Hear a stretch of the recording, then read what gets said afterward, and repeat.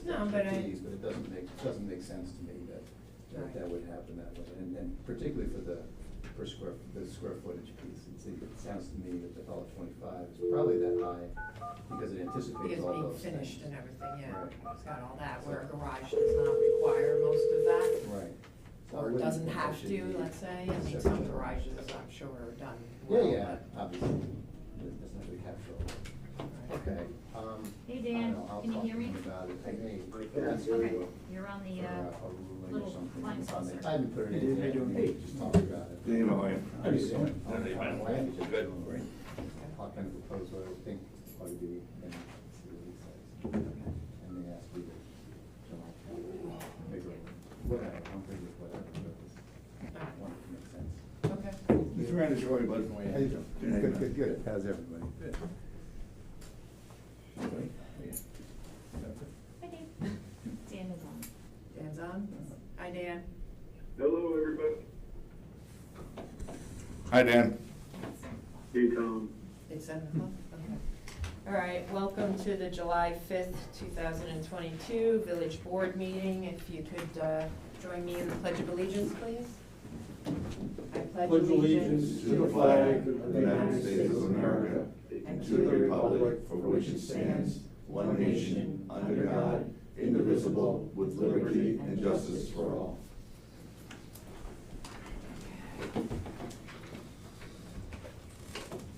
Okay, discussion on the appraisals by Armstrong Appraisals for the Tracy Road properties. Dan Stone, you want to take that?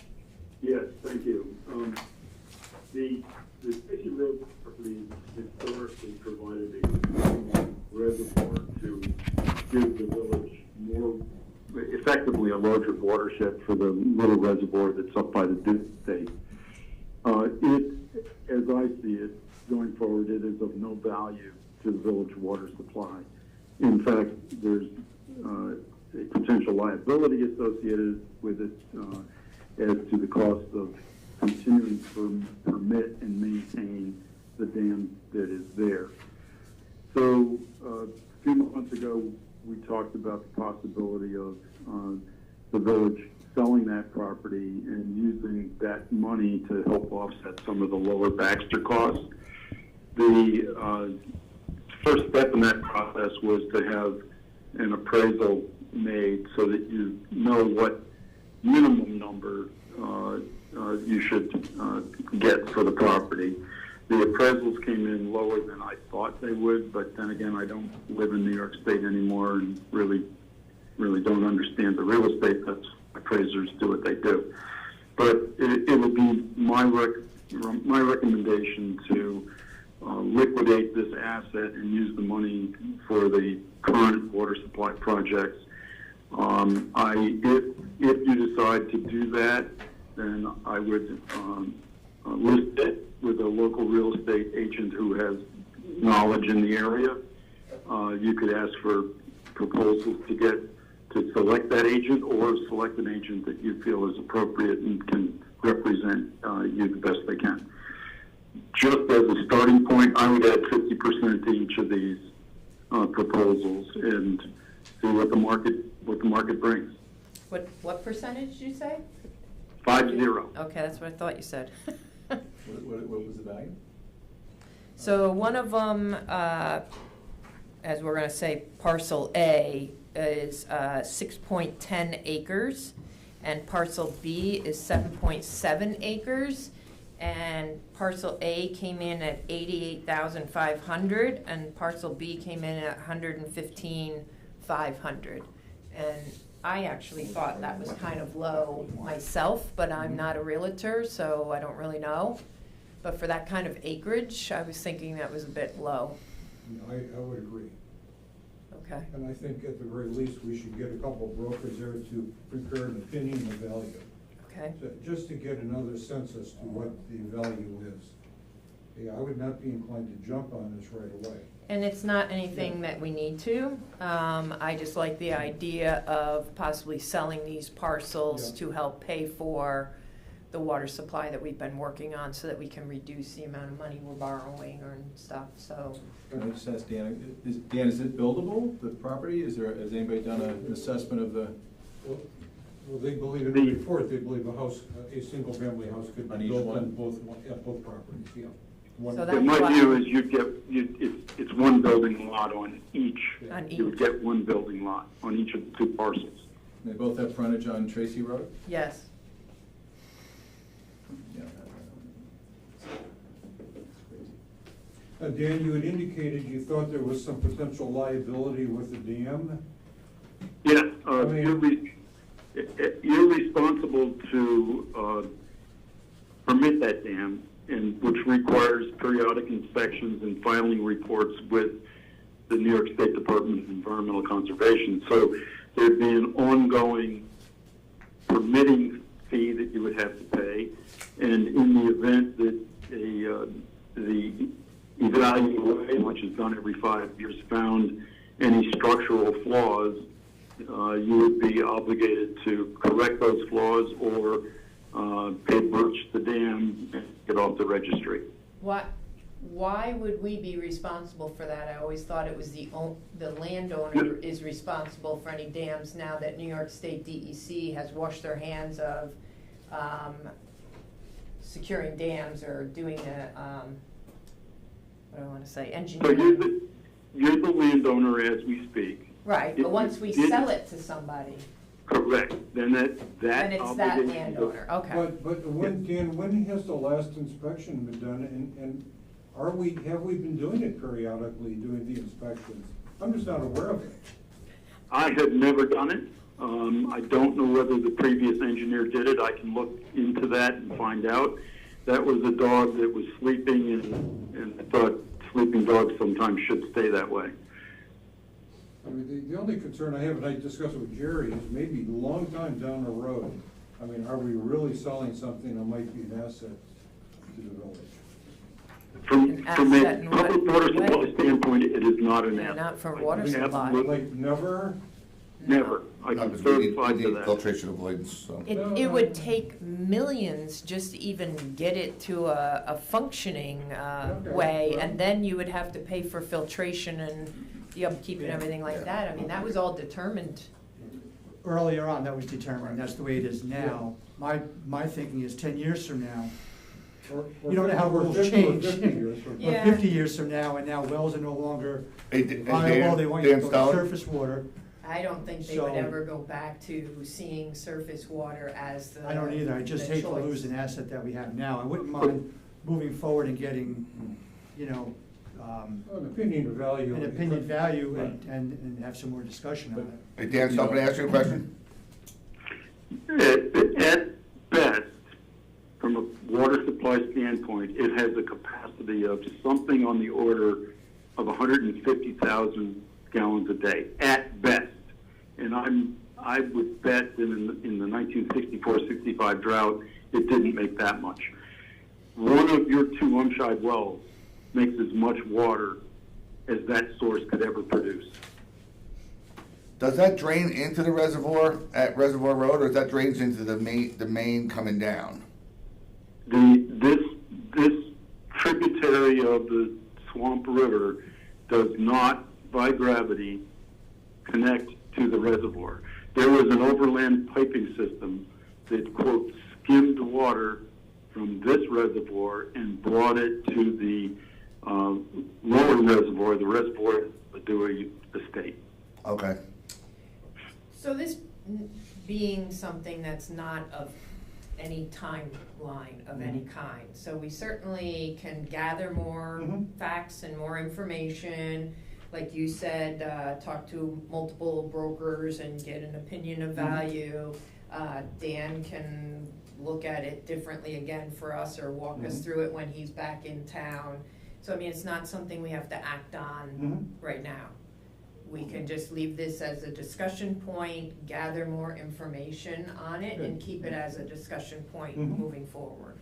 The only thing I want to, I mean, these comparables are historic lows. I mean, 50,000 for a lot like, it was a crazy market. I mean, nothing had sold for you know, a decade. Right, And and so now the everything's tax- like. how So this is big? not, this is meaningless. Okay.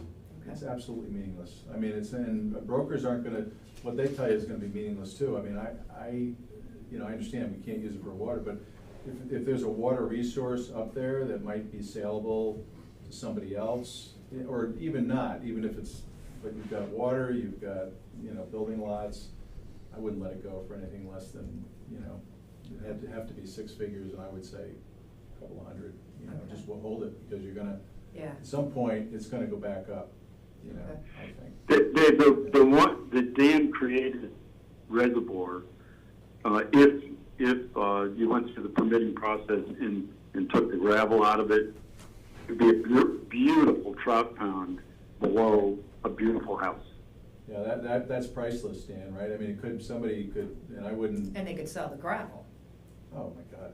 Yeah, So- everything, it's, I mean, this is, you know. okay, so. Start high. If you're gonna sell it, start high. You can always go down. Right. Well, we're gonna leave it now, for now, gather more information and keep it as a discussion point. Is everybody okay with that? Yes. All right, thanks, Dan. You're welcome. All right, Jerry, you're up with the paving proposals. Okay, so I spoke to Jimmy, the highway superintendent, and other board members. Two of the roads that we were looking at getting estimates on and trying to get them paved this year was East Main Street, and we're going from the train tracks and going towards CVS. So part of that, there's actually two estimates included with that. One, they'll go from the train tracks to approximately the insurance company and the toy store building, which would be just shy of going into the intersection. Mhm. The other estimate for that would go actually into the intersection, about 20 or 30 feet into Corbin, and 20 or 30 feet up into East Main Street. The other estimate that we received is for Corbin Road from Lakeside Park and going over the train tracks and ending just shy of Route 22. So the total for the estimate that we received from Peckham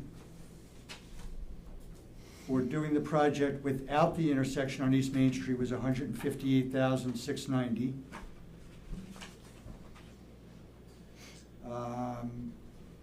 I'm sorry, did I say that was, yeah, and to do the paving for Corbin Road and East Main Street with the intersection is $164,590.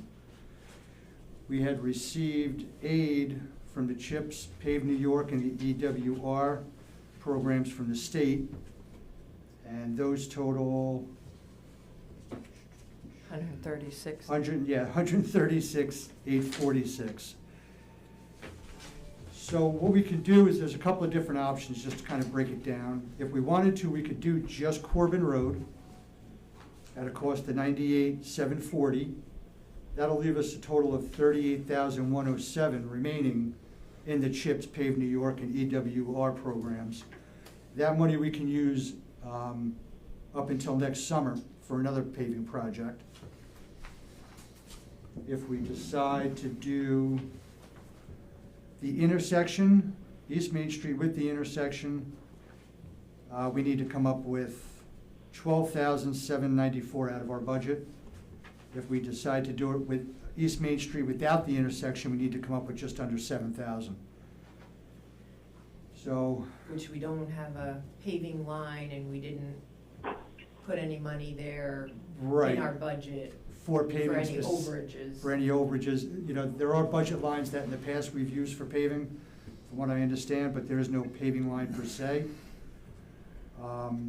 You were saying this is a month-old bid for the price of per ton for asphalt too. Yeah, the prices So we have don't gone know up. what fuel will keep going up the way it's going. We don't even know what the new bid might be, right? This bid is good until, Till yeah, no. Till when? 6/10 was the bid date. Yeah, no, this is good, because he called me the other day, they're billing out now for July. Okay. You know, they're setting up their scheduling into July. Okay, now, John, I brought up also No. about a state study for, Well, no, it was the Dutchess County. I'm sorry, John, I'm The study, the pedestrian study that we did, and they had talked about some potential improvements at the corner of Coulter and East Main. The three-way intersection, Okay. Perhaps putting a monument or something in the middle of the road, making sort of a mini circle to create different crosswalks and to slow the traffic down. We have the study Okay. on it, and I think it was part of the master plan as well. But I know how they did the changes on Dutcher, which was their street. Yeah. So they paid for the changes they did on Dutcher. Yeah. Would they be footing the bill for this idea? Because those are all our roads, Coulter and East Main. That's Would a that good question. be It was- a tag we have to come up with to Don't do know. that? I don't know, but it's something I think we should maybe explore with them to see if it's something that they might help us with. I would think that'd be awful tight to do a monument in the Well, middle and get around it. well, I think it's in the master plan as well. I believe there Wow. was a Okay. photo of that at that. So corner. what you're saying is then that you would opt to not go forward Well, I with the think- proposal for the paving the intersection when we don't know if we want to explore that change? Yeah, There's I no mean, point in it's paving kinda- it I'm and kinda- ripping it up. I'm kind of bringing this up at the 11th Okay. hour, which Yes, is unfortunate. Right, but again, we have two portions, Yeah. two separate estimates for East Main Street, so I'm fine with not doing the entire Yeah. intersection since down the road, maybe next year or sometime thereafter. We could get in touch with Emily Dozier there and see if there is some money, and maybe they will come up with some money for it. And how long do we have to use that, how long do we have to use the money we're getting from the grant? Yeah, they carry over from year to year. Their fiscal year is different than ours and from the towns. So we still have some money left over from last year that is It's part of incorporated this calculation. with this. So if we were to just do Corbin Road, 38,107, then we'll be kind of put in the bank. Okay. And we can use that at a later date, early next year or even into the summer. No, because Lori's plan was good, because I forgot that this is a state road down here. I mean, a county road, I meant to say, I'm sorry. And, you know, like, this is our road, so Yes. probably, like, they're not gonna give us, they're not I gonna don't do it think for so, free. but I was But like, no, John brought up you a know. good study. Yeah, they Right? may not, I don't, Yeah. I don't know if there's any So, money or all not. right, so I think what we're saying is, let's not pave the intersection. So now we have the decision of, do we do Corbin and East Main without the intersection and then have to try to find $7,000 that we didn't Mhm. budget for? Right. Or do we just do Corbin and have 38,000 left over and carry that over to next year to apply it to a bigger project or something? I think as a paving project would be, that would probably be better to do it and pave it at one time, you know, I mean, because are we gonna stop somewhere and then repave onto that On again? East Main, yeah, they were gonna stop up by the insurance company. Right, Yeah, right in front so of it's it. just a Agreed. very small And it's section. just a Right. small section, so Right. I would be fine with, Just do Corbin. yeah, this way we have that money left, because there's Right, other and projects yeah. that we're looking to do. We can hold that in the bank and use it, yeah. I agree with that. Yeah, I think it makes sense. And if something were to hit us in a little while or whatever, we would have that That's 38 that we could throw at it possibly if we had to We this have fall some, we for have some some extra reason. money too, right, yeah. Okay. A little reserve, not bad, right? Saving that. No. Yeah. So the only downside, which Jennifer just pointed out, is they charge a mobilization fee. Right. Wow. So if we were to do East Main Street next year, I mean, obviously, Mhm. they charge you again to bring all the equipment here, so they were only giving us a Well, one-time charge. but that's gonna happen, It's gonna no happen no matter matter what what. paving we do next year. Yeah, so Totally you get agree, right. 2,600 for the crew and 2,600 for the milling crew. Yeah, so there is a portion in there that is being deducted, like, the, It's 14,000. yeah, the something. 14,000, I already For deducted the that off the top. transporting of the millings, because Oh, our yeah. highway garage We're can gonna do have our, that. yeah, our village Our- guys will yeah. take care of that. But that's already been in your numbers that you Yeah, have. I already from- deducted yeah. that from there, that's correct. So what is everybody's thoughts on moving forward on paving? I think, I kind of recommend just doing Corbin. I agree with think John. I'm there too. Corbin too, yeah. Okay. Yeah. So we need a motion for that, I'll make a motion. I'll second it. to just pave Corbin. I'm sorry, make a motion, just pave Corbin, yes. Okay, Yep. and And we'll- then, and we'll table, and we'll carry over the 38,000, yes. 38,07, whatever it is. So- Okay, And the Corbin project is 98,740. okay. So do I have a second for that motion? I second it, yeah. All in favor, say aye. Aye. Okay. Thank you. Thank you, Jerry. All right, Dan, you're up again for discussion of the plumbing repair for Village Hall. Thank you. We discovered a leak in the utility portion of the village hall downstairs about probably 7-8 weeks ago at this point. Coke came out and gave an initial estimate to essentially just try to find and fix the leak. But subsequent to that, through discussions with Mayor Taylor and Dan Peters, the scope crept a bit to add 3 meters at the entrance to the village hall, under the thinking that 1 meter would be dedicated to the hair salon, and they would have to pay separately for their water and wastewater service. 1 meter would be dedicated to the village purposes, that is the police and village hall, and a 3rd meter would be dedicated to the future potential tenant where your meeting room is today. The work would, if you truly want to separate the hair salon out as a separate entity that is metered separately for the purpose of water and wastewater, you would have to install a water heater for their purpose. At least 50%, in my view, of the water that the hair salon uses is hot water. Currently, the village supplies hot water to them from the boiler that makes its own hot water. So to fully separate the salon from the village use, you would have to add another water heater, and I think there was somewhere close to about $1,200 to $1,500 just for that purpose. So the money has crept, the scope has crept. It also requires the water currently comes into the building between the sheetrock and the exterior wall, so it's tucked in there in about a 8-inch gap. I think the best way to put 3 meters in that northwest corner of the current meeting room would be to build a closet where you could get to the meters for repair or replacement purposes, and they would be stacked in there. The contractor would run PEX over to the utility area, connect the village hall and the police up in that point, segregate the hair salon, add a hot water heater so that the hair salon would have its own hot water, and have the spare for a future tenant. So that is what the proposal in front of you is. And Dan, I have one question on this. Is the hair salon on their own electric meter? Or are they all tied in with us? That is a great question, and I don't know the answer to it. Because electric hot water heater running all day on our electric meter could be a lot of money.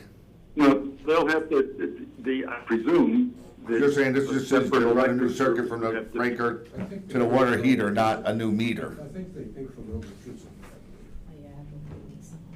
Yeah. I'm not sure, and then that brings a question also in my mind, if you're doing a hot water heater for the hair salon, and we don't know who might rent this space, the meeting room, so would we be thinking to do a separate hot water heater for this space as well, or would this only be furnished by cold water?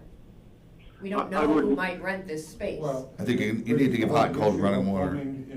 Plumbing underground for the toilet and drainage.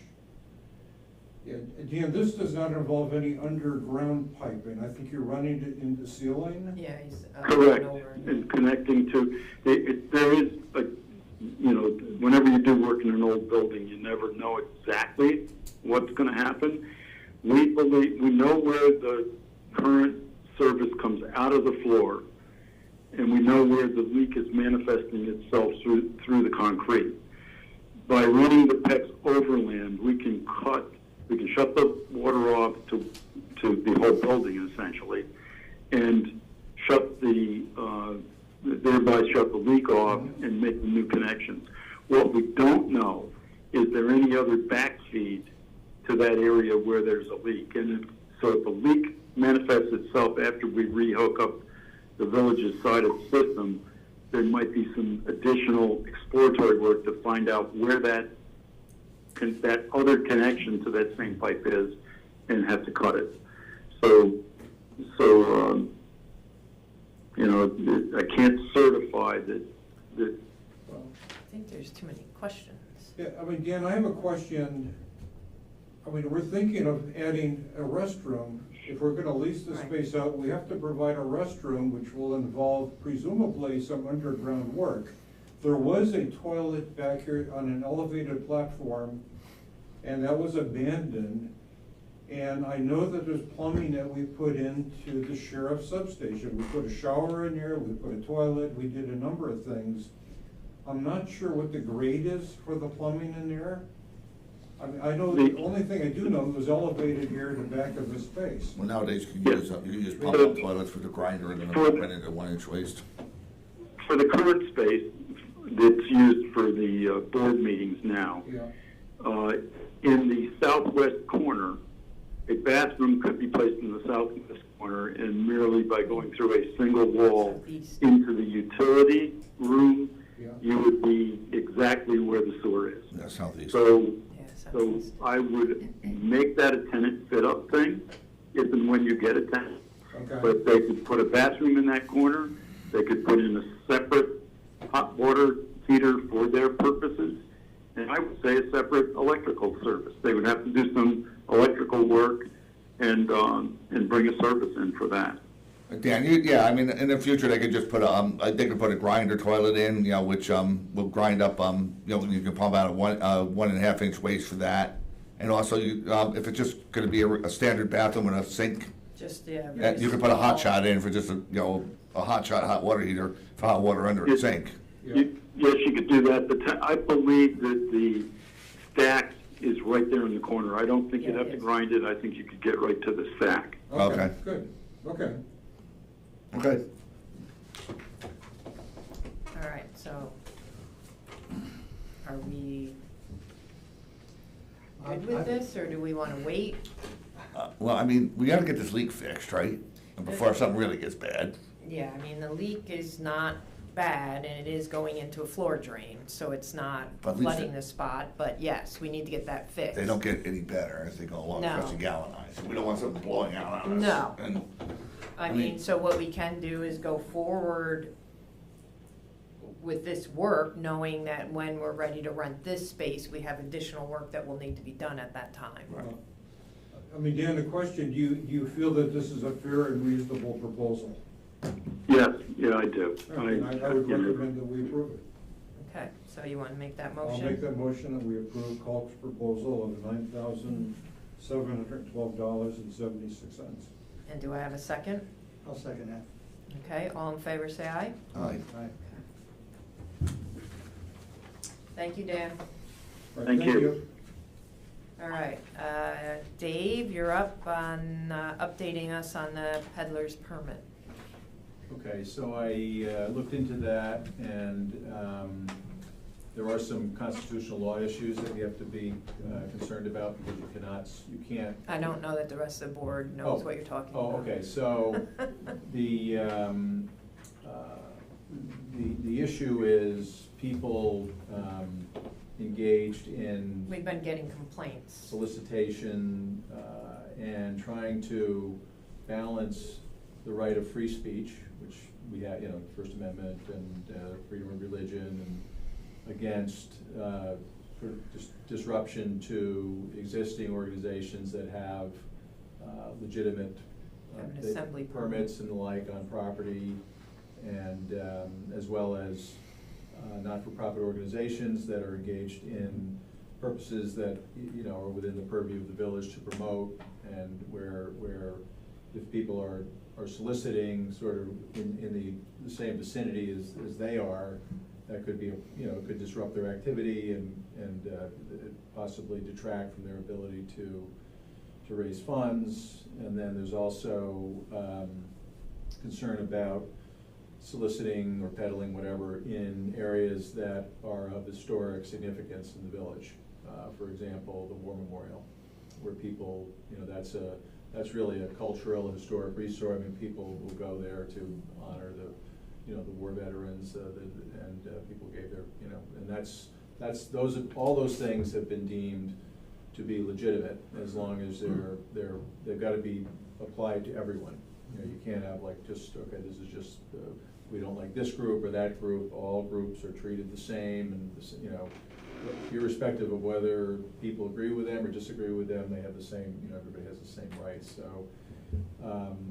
That's what I'm working on now, is an amendment to the law that was passed last month, and as well as I was looking at it, I also, you know, right now, what we put in there was giving the village board the ability to waive the requirements for like tax exempt kinds of things, and, or, you know, for example, take an example of somebody selling Girl Scout cookies, or something comparably for adults. You know, you really, it doesn't make sense to require a permit for that. So the thought would be to create a carve-out for exempt organizations that are conducting activities that are not, you know, normal commercial activities. And again, you gotta be careful not to open up a door to, you know, to things that you wouldn't intend, but the way that other municipalities have done it and the way that this is contemplated, I think it'll provide flexibility for the village, not having, you know, Jennifer, the village clerk, you know, burdened with, you know, countless applications for things that really don't warrant a permit, you know, where it's just people that are, but then to regulate, you know, folks who are going house to house and doing these kinds of things, and again, people, whatever, irrespective of whether it's a religious thing or what have you, yeah, absolutely, they'll have the right to be in the village, but when there are other competing activities going on, to respect those, you know, and create some kind of a buffer from those, you know, people who have gotten assembly permits or, you know, things like the farmer's market. So I'll have that for the next meeting for everybody to look at. I mean, could there be some tax exempt organizations that we really would deem not to be acceptable? I mean, I don't think anyone has any problem with selling Girl Scout cookies, but could there be some other categories that we might find offensive? That could be tax exempt and something that we don't want to have in the community?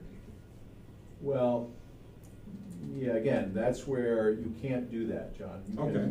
You can restrict, you can have reasonable time and place restrictions, but you can't Okay. stop somebody from coming into the village, distributing pamphlets, soliciting, whatever, whether they're, you know, something you like or you don't like. Okay. Because that's just The way it and is. so, Okay. but that being said, there are, you know, there's lots of cases about how to regulate Mhm. where there are things that are gonna disrupt other activities, create, you know, disturbance of the, you know, to the public, disrupt historic things, and so you create everybody, there's room for everybody, but you're not gonna have people who didn't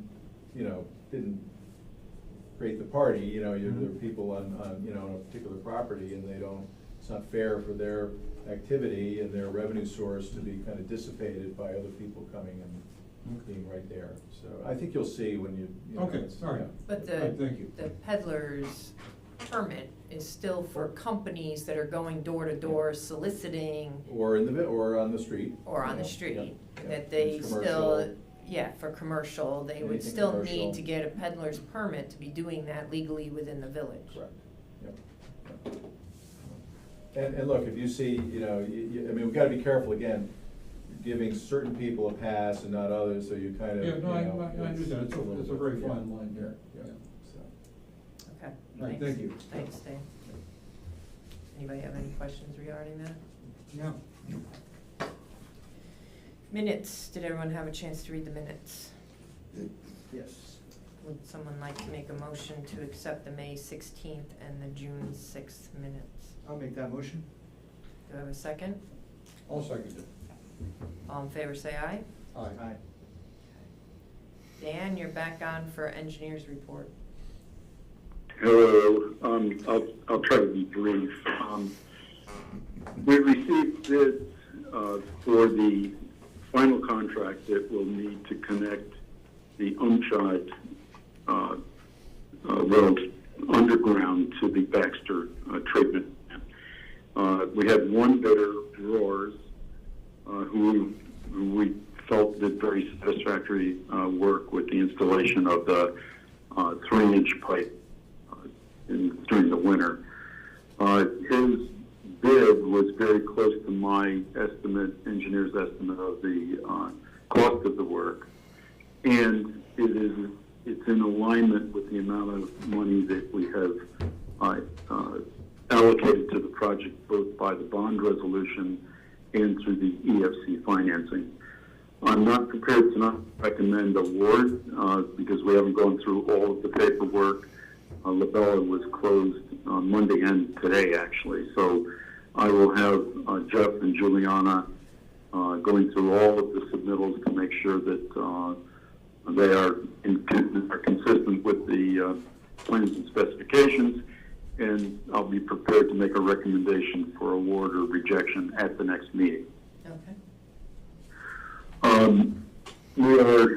We have a meeting set with the Dutchess County Department of Behavioral and Community Health for July 12th. That's going to be a Microsoft Teams meeting where we will go over the preliminary designs for the Lower Baxter site to make sure that Jim Teed is thinking the same way about our proposal and treatment and water from the wellhead to the treatment plant and all of those kinds of and I'll report at the meeting on the 18th how that went. This is not official, but Dave McDougall, one of our turtle biologists, was in contact with Lisa Massey, and at least verbally, he has heard that she is not concerned with respect to the endangered or threatened species in the vicinity of the Lower Baxter site. Nice. So that if that comes to pass, that will be huge. Yes. I've initiated the discussion with Jeff. I sent an email to Dave as well about a week or two ago that we should start thinking about bonding, doing the for the Lower Baxter work. Right now, you did a planning bond in fall to allow whatever money you're spending on Lower Baxter ultimately to be rolled into it final financing. But I think it's time to put together a schedule of when that should come to pass. We've submitted a revised engineer's report to allow the village to get on the intended use plan for potential, and I underline and emphasize potential, EFC financing for Lower Baxter. If they bring grant money to the table, it's hard to say no to it. Even though dealing with EFC makes the project more expensive, if they give you twice as much as that more expense in grant money, it still makes it advantageous to the village. So we're keeping our options open on that, and I'll appraise you of how that plays out. We're working with Municipal Solutions on water rates. I hope to be able to give you recommendations at the second meeting in July, in a discussion at the second meeting in July of how those rates would work and the benefit assignment and how much revenue it's generating, and some snapshot of how our proposed rates affect at least the biggest user and kind of the typical average user. So you can digest that before you actually set the new rates, which I'm hoping you would set at one of the two, in the earlier, I'm hoping, August meeting. But we'll have a discussion of that on the, I think it's the 18th is the second meeting in July. And that's all I got. Okay, thank you. Does anybody have any questions regarding his report? No. Thank you, Dan. Thank you, Dan. Thank you. Okay. All right. Now we got to approve bills. All right. Do I have a motion to approve the EFC abstract number 8 in the amount of $46,901.03? I'll make the motion. Do I have a second? I'll second it. All in favor, say aye. Aye. Motion for May bills in the amount of $87,252.36. I'll make the motion. Second? A second. All in favor, say aye. Aye. Approve the June bills in the amount of $39,584.75. I'll make a motion. And I'll second. All in favor, say aye. Aye. And the Metro North bills in the amount of $3,982.80. I'll make the motion. I'll second. All in favor, say aye. Aye. Okay. Anybody have anything else before we go into public comment? No. Okay, can I have a motion to adjourn regular meeting and go into public comment? I'll make that motion. Second. All in favor, say aye. Aye. Aye. Okay. Any public comment? No? No public comment. All right, well, thank you for attending, and have a good night. Thank you all. All right, Thank thank you. you. Thanks, Jim. You need that, Dave? Because I have a hard copy on my computer. No, We should look at the Dutchess County, Emily goes